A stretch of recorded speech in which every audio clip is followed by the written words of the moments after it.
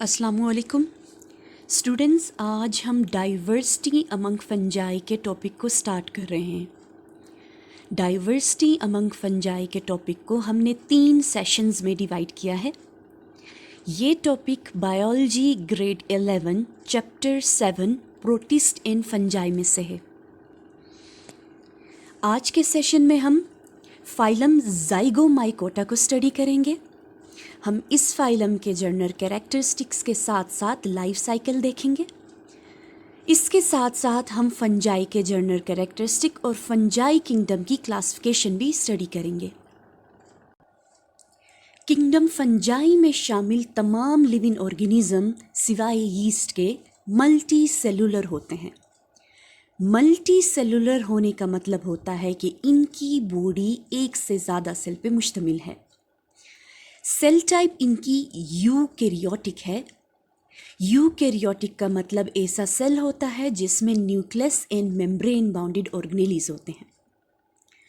इनकी mode of nutrition absorptive है, यानी ये एब्जॉर्प्टिव हेट्रोट्रोफ्स हैं। ऐसे हेट्रोट्रोफ्स हैं जो अपनी फूड प्रिपेयर नहीं करते बल्कि आउटसाइड यानी बॉडी से बाहर एक्सटर्नली फूड को डाइजेस्ट करके फिर न्यूट्रिएंट्स को अपनी बॉडी के अंदर एब्जॉर्ब करते हैं। सो ऐसी कंडीशन जिसमें फूड प्रिपेयर नहीं किया जाता बल्कि एक्सटर्नली डाइजेस्ट करके न्यूट्रिएंट को एब्जॉर्ब किया जाता है, वो एब्जॉर्प्टिव हेट्रोट्रोफिक न्यूट्रिशन कहलाएगा और ऑर्गेनिज्म एब्जॉर्प्टिक हेट्रोट्रोफ्स। किंगडम फंजाई के मेंबर्स के पास सेल वॉल है, यानी ये ऑर्गेनिज्म फंजाई सेल वॉल रखते हैं, लेकिन इनकी सेल वॉल सेलुलोज की बजाय काइटिन की बनी है। आप जानते होंगे प्लांट में सेल वॉल सेलुलोज की बनी होती है और बैक्टीरिया में पेप्टाइड और ग्लाइकेन की, तो फंजाई में काइटिन की बनी है। इसके साथ साथ फंजाई के सेल में सेंट्रियोल्स नहीं होते हैं। किंगडम फंजाई को फर्दर 4 फाइला में डिवाइड किया है। ये फाइला हैं ज़ाइगोमाइकोटा, एस्कोमाइकोटा, बेसिडियोमाइकोटा और ड्यूट्रियोमाइकोटा। सो किंगडम फंजाई को फर्दर 4 डिवीजन में डिवाइड किया है, जो कि हैं ज़ाइगोमाइकोटा, एस्कोमाइकोटा, बेसिडियोमाइकोटा एंड ड्यूट्रियोमाइकोटा। डिवीजन ज़ाइगोमाइकोटा के ऑर्गेनिज्म को हम कंजुगेटिन फंजाई भी कहते हैं।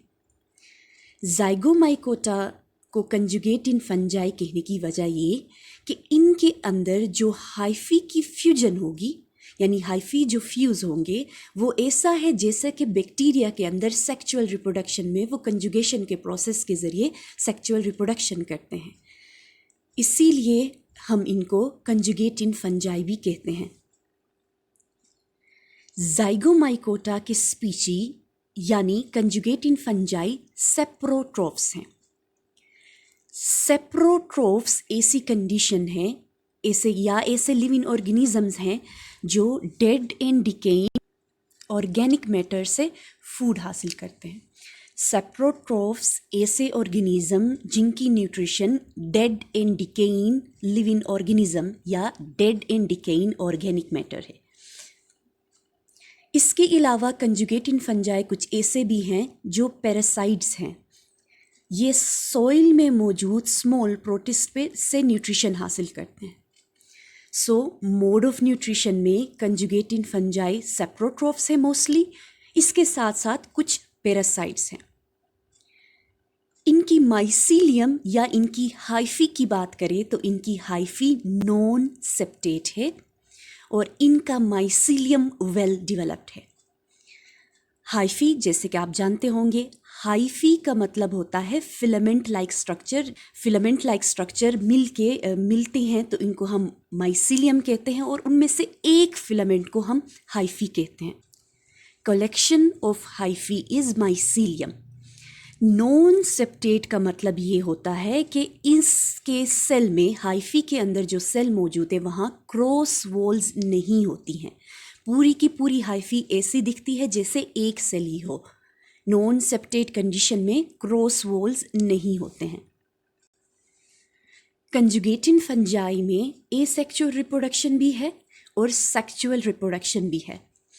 एसेक्सुअल रिप्रोडक्शन जिन स्पोर्स के जरिए होती है उन स्पोर्स को हम स्पोरेंजियोस्पोर्स कहते हैं। साथ साथ कंजुगेटिन फंजाई में डाइकैरियोटिक फेज नहीं होता। डाइकैरियोटिक फेज उन्हीं फंजाई में होता है जिनमें प्लाज्मोगेमी और कैरियोगेमी डिलेड हो, यानी दो डिफरेंट हाइफी की साइटोप्लाज्म फ्यूज होने के बाद उनके न्यूक्लियस इमीडिएटली फ्यूज नहीं होते हों, तब डाइकैरियोटिक फेज होता है। लेकिन इस कंडीशन में कंजुगेटिन फंजाई में डाइकैरियोटिक फेज नहीं है। इस स्लाइड में आप कंजुगेटिन फंजाई को देख सकते हैं। मॉडल ऑर्गेनिज्म राइजोपस है और जो आप देखें बेकरी के आइटम में यहाँ पे दिखाया है कि ब्रेड पे ये ग्रो कर रहे हैं और ब्रेड को डिकम्पोज कर रहे हैं। इसके अलावा भी जाइगोमाइकोटा के स्पीशी बेकरी के आइटम्स पे, वेजिटेबल्स पे और इसके साथ साथ फ्रूट्स पे भी ग्रो करते हैं। क्योंकि ये सेप्रोफाइट्स हैं तो ये बेकरी के प्रोडक्ट्स पे, फ्रूट्स पे एंड वेजिटेबल पे हमें दिख सकते हैं। कंजुगेटिन फंजाई के लाइफ साइकिल में एसेक्सुअल रिप्रोडक्शन स्पोरेंजियोस्पोर्स के जरिए होता है। एक मैच्योर कंजुगेटिन फंजाई अपने हाइफी के टिप्स को मॉडिफाई करके इनको रिप्रोडक्टिव स्ट्रक्चर में कन्वर्ट करता है जो कि कहलाता है स्पोरेंजियम, एक से ज़्यादा स्पोरेंजिया। ये स्पोरेंजियम या ये स्पोरेंजिया के अंदर सेल डिवीजन का प्रोसेस होगा। जब सेल डिवीजन होगी तो वहाँ के सेल्स में एक से ज़्यादा न्यूक्लाई बनेंगे। ये न्यूक्लाई खुद को डेवलप करेंगे एसेक्सुअल स्पोर्स में, जिनको हम कहते हैं स्पोरेंजियोस्पोर्स। स्पोरेंजियोस्पोर्स रिलीज तब होंगे जब स्पोरेंजियम की वॉल रप्चर्ड होगी।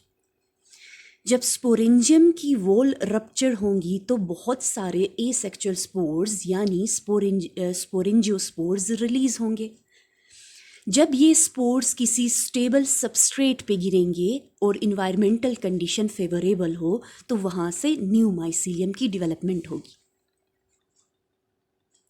इस फिगर में स्पोरेंजियम, स्पोरेंजियोफोर एंड स्पोर्स दिखाए गए हैं।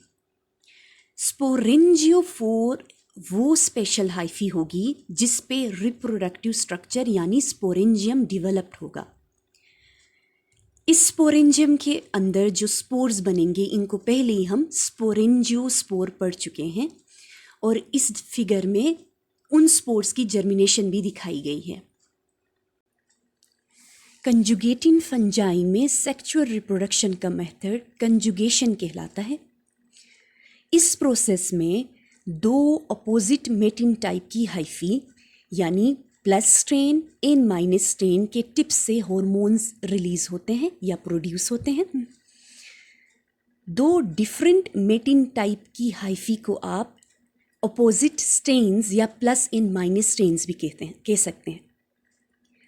ये जो अपोजिट हाइफी होंगे ये एक दूसरे की तरफ ग्रो करेंगे और फिर ये फ्यूज़ हो जाएंगे। इन दोनों हाइफी की जब टिप फ्यूज़ हो जाती है तो वो जो स्ट्रक्चर डेवलप होगा उसे हम गेमीटेंजिया कहेंगे, क्योंकि ये प्लस एंड माइनस न्यूक्लाई यानी गेमीट्स बनाएगा। इस गेमीटेंजिया के स्ट्रक्चर को बाकी हाइफी से सेपरेट किया जाता है और उनकी सेपरेशन होती है थ्रू सेप्टा यानी वॉल, क्रॉस वॉल के ज़रिए गेमीटेंजिया को बाकी हाइफी से सेपरेट करते हैं। इसके साथ साथ साइटोप्लाज्म तो फ्यूज़ हो गया था, अब दोनों हाइफी के गेमीट्स को भी फ्यूज़ किया जाता है यानी प्लस न्यूक्लाई और plus nucleus in minus nucleus को फ्यूज़ किया जाता है। जब ये गेमीट्स फ्यूज़ होंगे तो जो स्ट्रक्चर बनेगा वो कहलाएगा जाइगोट और यही वो जाइगोट है जो बाद में बनाएगा सेक्सुअल स्पोर, जिसको हम कहते हैं zygospore. Zygote develops into zygospore जो कि सेक्सुअल स्पोर है। अगर इन्वायरमेंटल कंडीशन फेवरेबल हैं तो जाइगोस्पोर के अंदर होगी मियोसिस। मियोसिस आप जानते हैं क्रोमोसोम नंबर को हाफ करती है। मियोसिस होने के बाद जाइगोस्पोर से न्यू हाइफी डेवलप होगी और इसी तरह से फिर लाइफ साइकिल कंटिन्यू होगा। इस फिगर में सेक्सुअल रिप्रोडक्शन इन जाइगोमाइकोटा दिखाया गया है। स्पीशी राइजोपस है। यहाँ हम देख सकते हैं कि राइजोपस के 2 डिफरेंट स्ट्रेन की हाइफी जो कि स्टोलन कहलाती हैं फ्यूज हो रही हैं। इन 2 डिफरेंट में एक को इन्होंने प्लस मेटिन टाइप और दूसरे को माइनस मेटिन टाइप मेंशन किया है। जब ये दोनों हाइफी फ्यूज हो रहे हैं तो गिमिटेंजिया का स्ट्रक्चर बन रहा है।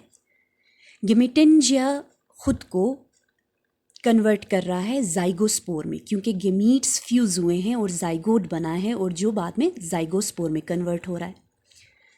इस जाइगोस्पोर की जर्मिनेशन से पहले मियोसिस का प्रोसेस हो रहा है ताकि क्रोमोसोम नंबर को हाफ किया जा सके और फिर उस जाइगोस्पोर से न्यू हाइफी निकल रही है।